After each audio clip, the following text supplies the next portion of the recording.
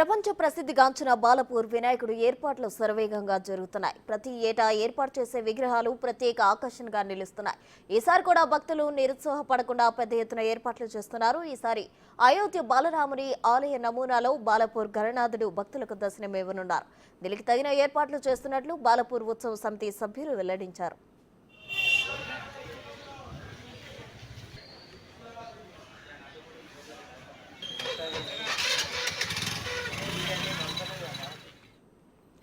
బాలపూర్ వినాయకుడిని మండప ఏర్పాట్లు పరిశీలించారు రాచకొండ సిపి సుధీర్ బాబు. దర్శనానికి వచ్చే భక్తులకు ఎలాంటి ఇబ్బంది కలగకుండా పార్కింగ్ కోసం ఏర్పాట్లు చేస్తున్నారు. ఇక ఎప్పటికప్పుడు సమాచారం తెలుసుకోవడానికి సీసీ కెమెరాలు ఏర్పాట్లు చేస్తున్నట్లు సుధీర్ బాబు తెలిపారు. మొట్టమొదటి బాలపూర్ యొక్క వినాయకుడు 1980లో ఇక్కడ విగ్రహం పెట్టడం జరిగింది. ప్రతి సంవత్సరం ఇక్కడ భక్తులు అధిక సంఖ్య వస్తున్నారు కాబట్టి ఈ యొక్క గణేషుల్లో కానీ ఇక్కడ ప్రతి సంవత్సరం సెట్టింగ్లో కానీ మార్పులు చేయడం జరుగుతుందండి. గత సంవత్సరం విజయవాడ అమ్మవారి టెంపుల్ యొక్క నమూనాను వేయడం జరిగింది. ఈ సంవత్సరం అయోధ్యలోని రామ మందిర్ యొక్క నమూనాను సెట్టింగ్లో ఇక్కడ వేయడం జరుగుతుందండి.